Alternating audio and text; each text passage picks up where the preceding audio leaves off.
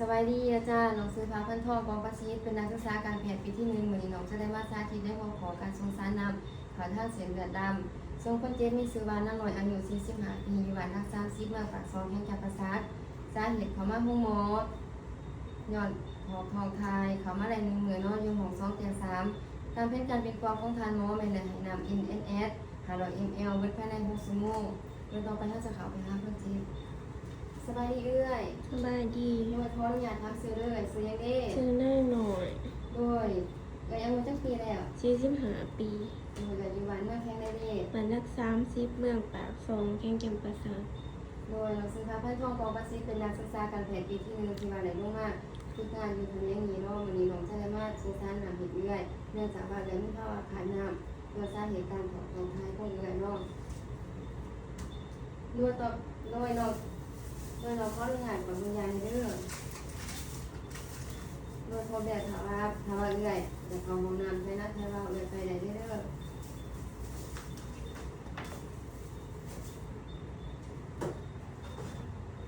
ต่อไปเขาจะมาล้างมือหาขั้นตอน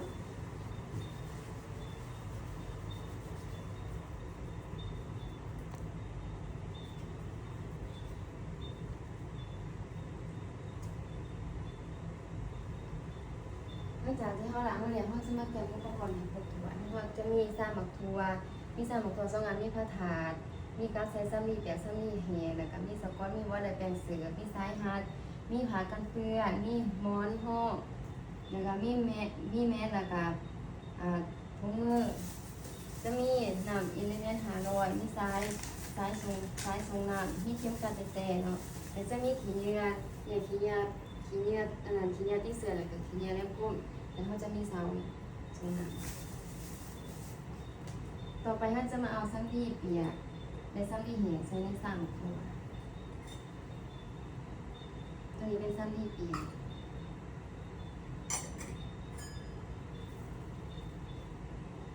ซ้ำที่แห้งแล้วเขาจะมาเกี่ยมจีกสก๊อตไว้เลยประมาณ3-4 หันเนาะ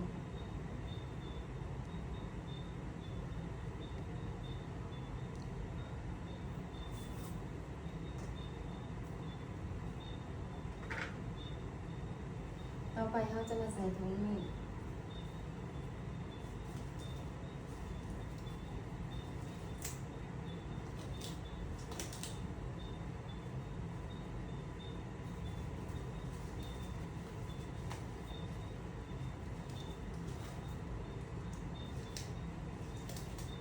หลังจากที่ว่าเขาใส่ถุงมือแล้วเขาจะมากดบางอย่างอีกทีนึงแล้วเขาจะมาเกี่ยมเอาซ้ายน้ำเขาจะมาจีบเข็มก่อนที่เขาจะจีบเขาจะเบิ่งว่าจีบขาดแล้วก็วันที่เดือนปีเบิดอายุ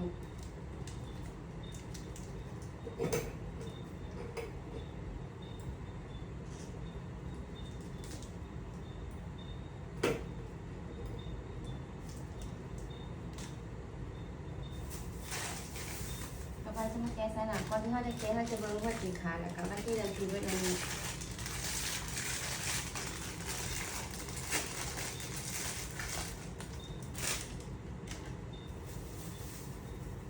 ต่อไปเขาจะซ้ำรีบเปียกเสร็จอนามัยบริเวณ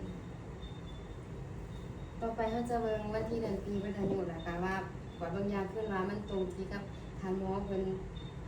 ให้เข้ามาบ่เนาะที่เขาทางหมอ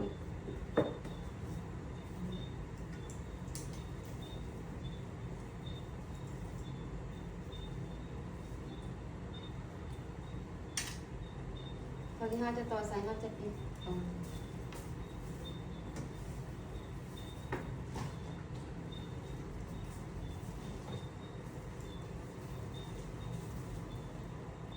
หลังจากที่เขาปิดแล้วเขาจะบีบน้ำประมาณ1/3แล้วเขาจะมาไขเพื่อไล่อากาศ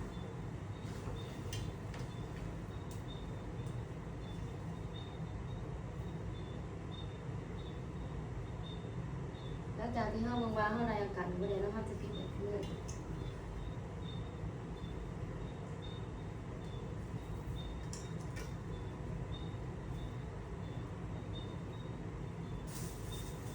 โดยต่อไปถ้าจะเขาไปหาคนจีนเลยเนาะ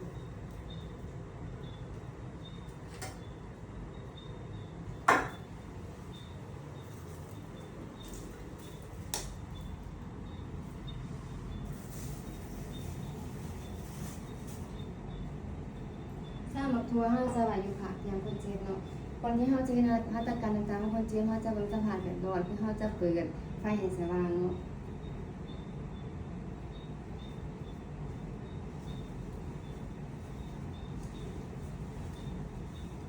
ต่อไปเขาจะมาจัดฐานนอนคนเจ็บให้เหมาะสม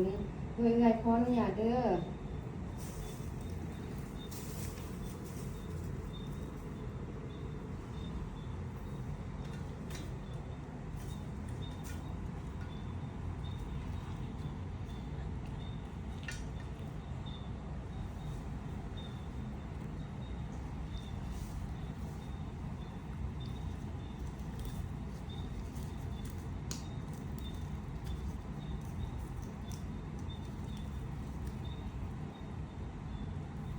โดยเอื้อย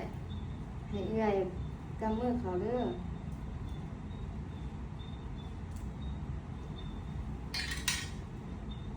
เขาจะเอาปลายเข็มที่ว่าปลายเข็มตัดขึ้น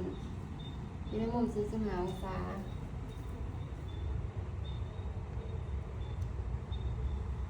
หลังจากที่เขาเห็นว่ามีเลือดออกมาแล้วเขาจะถอยเข็มที่ว่ามันมีเล็กออกหน่อยหนึง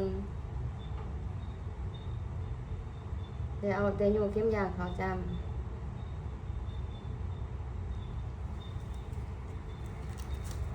กดสายยางที่หันออกโดยเอื้อยคอยไม่มือออกเด้อ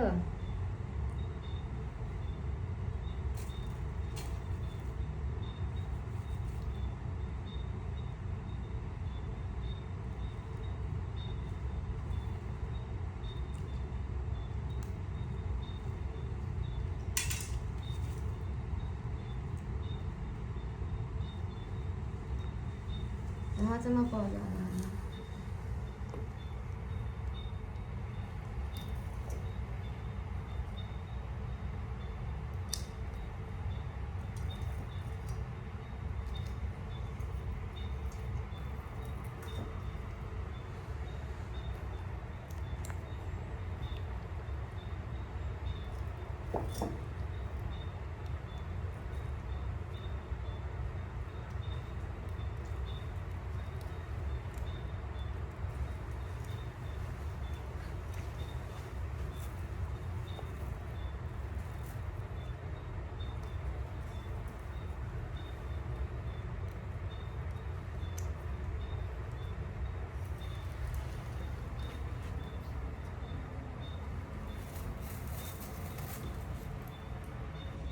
หลังจากที่เขาตีสกก้อนแล้วเขาจะมาปาบหยอดน้ำให้ได้สักแต่หยอดต่อนาที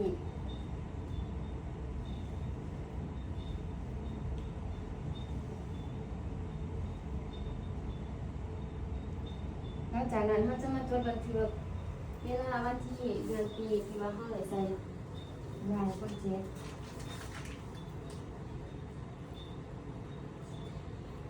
นะคะเบื้องวันที่เดือนปีที่ว่าหนำเพื่อนนำเราได้ก็สักแต่หยอดต่อนาทีผมแค่ซื้อเขาเองใส่ในเจีย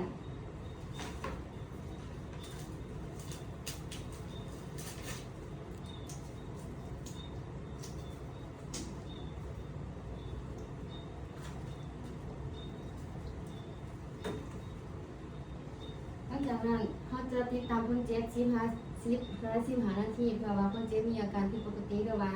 แพ้ยาผมหายสุขศึกษาเนาะด้วยเอื้อยแล้วมาแล้วว่าบ่หายเอื้อยทำร้ายได้เกินไปแต่บ่หายเอื้อยเตียงซ้ายนำเด้ออย่านำมาลงถ้าว่าเอื้อยจะเข้าห้องน้ำให้เอื้อยยกทงน้ำอยู่สูงกว่าระดับหัวใจของเอื้อยเด้อแล้วก็บ่ให้เอื้อยเห็นตัวน้ำเองเด้อในส่วนนี้ให้เอื้อยกินอาหารที่ว่าอ่อนๆย่อยง่ายหลีกเลี่ยงอาหารที่ว่ามีรสจัดที่ว่ารสเผ็ดรสเค็มเกินไปเด้อเด้อโดยเอื้อยพักผ่อนได้ต่อไปเขาจะมาเปลี่ยนอุปกรณ์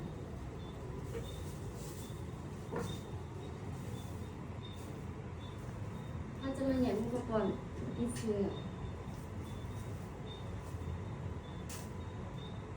แต่ตอนนี้ห้อง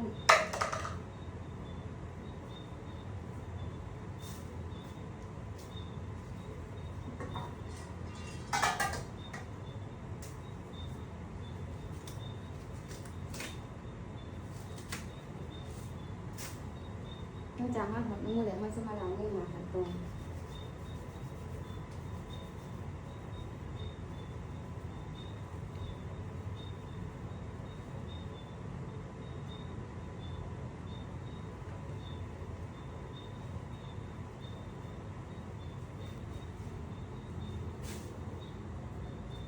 หลังจากนั้นเขาจะมาตรวจบันทึก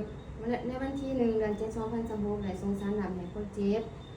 เป็น NSS 500 ml ภายใน6ชั่วโมงโดยปรับหยอดน้ำ28หยอดต่อนาทีให้ตอน8:00 ครับน้ำจะเบิดภายใน14:00 เนาะสังเกตเห็นว่าคนเจ็บบ่มีอาการแพ้ยาหรือว่าผิดปกติใดๆขอขอบใจอาจารย์